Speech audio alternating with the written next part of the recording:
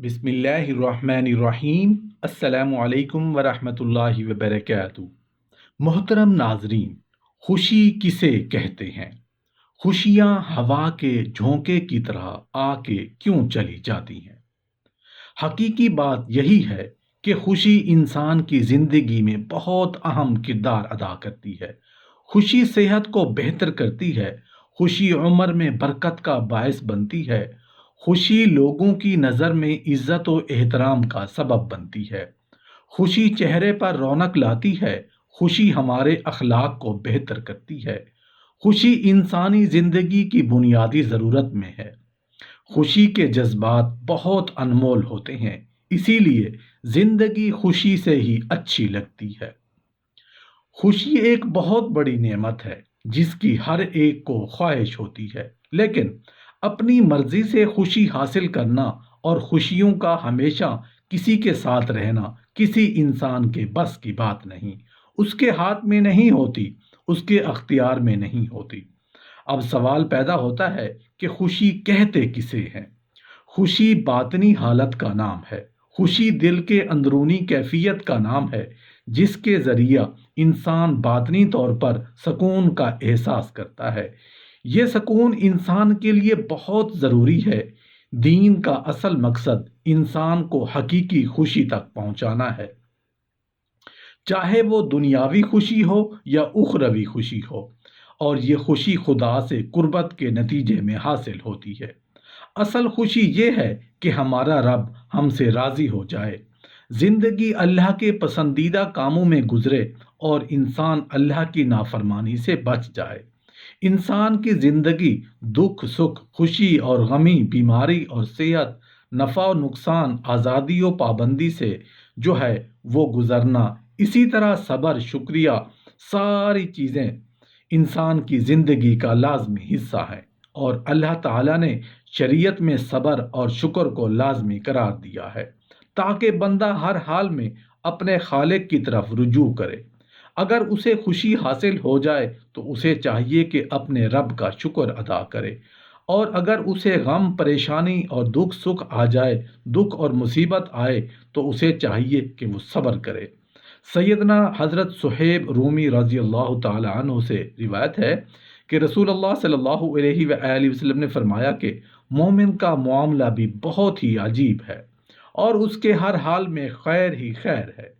اگر اسے خوشی مل جائے تو وہ اللہ کا شکر ادا کرتا ہے، اور یہ بھی اس کے لیے بہتر ہے، اور اگر اسے غم اور تکلیف لاحق ہو جائے تو تب وہ صبر کرتا ہے، اور یہ بھی اس کے لیے بہتر ہے۔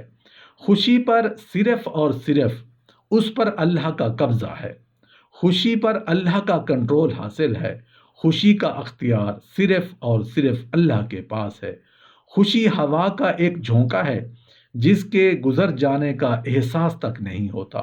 اچھے دن جب گزر جاتے ہیں تب ان کا احساس ہی نہیں ہوتا۔ دوسری جانب غم میں جتنا بھی وقت جو ہے وہ گزرتا ہے وہ ٹھہرا ہوا محسوس ہوتا ہے۔ خوشی اور غم زندگی کو بہت خوبصورت بنا دیتے ہیں۔ انسان کی زندگی میں خوشی کے مواقع بھی آتے ہیں اور غم کے بھی، گویا دکھ اور سکھ کا چولی دامن کا ساتھ ہے۔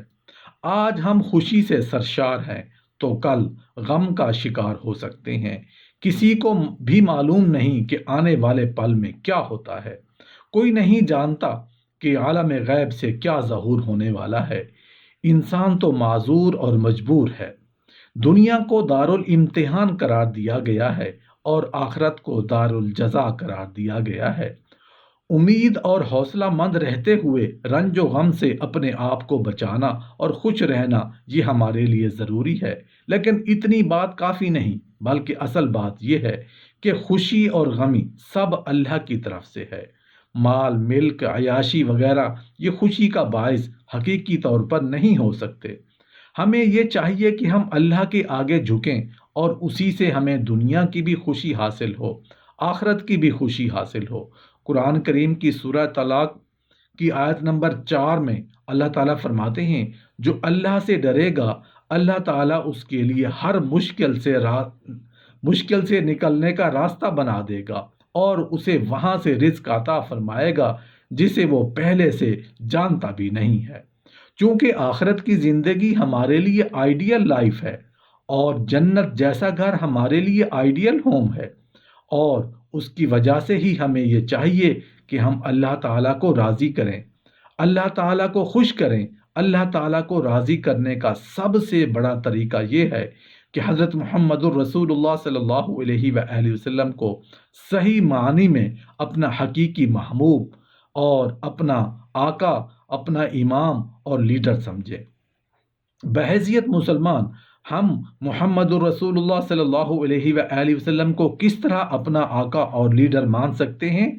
اس کا سب سے بڑا طریقہ یہ ہے کہ ہم دین کا علم حاصل کریں، جیسا کہ اللہ تعالیٰ نے سورہ علق کی ابتدائی 5 آیات مبارکہ میں آپ صلی اللہ علیہ وآلہ وسلم کو علم کی تعلیم دی اور علم پڑھنے کا حکم دیا، قرآن پڑھنے کا حکم دیا، اور ساتھ میں یہ ارشاد فرمایا کہ اللہ نے انسان کو وہ کچھ سکھایا جو انسان پہلے سے نہیں جان سکتا تھا۔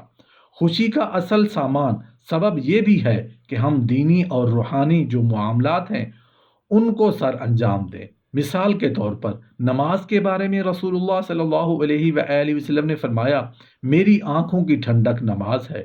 نماز کو ادا کرنے سے ہمیں خوشی لاحق ہوتی ہے، نماز کو ادا کرنے سے ہمیں دل کا اطمینان اور سکون حاصل ہوتا ہے، نماز کو ادا کرنے سے ہمیں زندہ ضمیری حاصل ہوتی ہے، نماز کو ادا کرنے سے اللہ تعالیٰ کی یاد سے ہمیں سکون ملتا ہے، جیسا کہ اللہ تعالیٰ نے قرآن کریم کے اندر فرمایا ہے، خبردار اللہ کی یاد سے ہی دلوں کو اطمینان ہوتا ہے، کیونکہ خوشی کا تعلق جو ہے وہ دل کے اطمینان سے ہے، اس لیے دل کا اطمینان اللہ کی یاد میں ہے۔ نہ دنیا سے، نہ دولت سے، نہ گھر آباد کرنے سے تسلی دل کو ہوتی ہے، فقط رب کو یاد کرنے سے۔ خوشی اور غم کے آنسو بھی اللہ کی طرف سے ہوتا ہے، یہ بھی اللہ کی طرف سے ہوتے ہیں، اور اللہ کے آگے جھک جائیں تاکہ اللہ تعالی ہمیں خوشیاں دے۔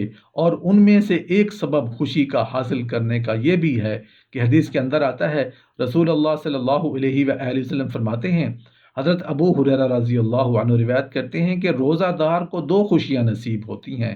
اللہ کی طرف سے ایک خوشی تو اس وقت حاصل ہوتی ہے جب وہ روزہ افطار کرتا ہے، اور دوسری خوشی اس کو قیامت کے دن اس وقت حاصل ہوگی جب وہ اللہ تعالیٰ کا دیدار کرے گا، اور یہ روزے کی وجہ سے ہی اس کو یہ خوشی حاصل ہوگی۔ صحیح بخاری کتاب الصوم حدیث نمبر 805۔ اس کا مطلب یہ ہوا کہ ایک فرحت افطار ہے اور دوسری فرحت دیدار ہے۔ اللہ تعالیٰ ہمیں اس کو اپنانے کی توفیق عطا فرمائے، اور اسی کے ساتھ ہم سب سے بڑی اور اہم ترین بات یہ ہے کہ خوشی اور غم اللہ ہی کے ہاتھ میں ہے۔ قرآن کریم میں آتا ہے سورہ النجم کی آیت نمبر 42 اور سورہ نجم کی آیت نمبر 43 میں اللہ تعالیٰ فرماتے ہیں کہ خوشی اور غم دینے والا اللہ ہے، رلانے والا اور ہنسانے والا اللہ ہے، اور تمہاری اصل منزل بھی اللہ کے پاس ہے۔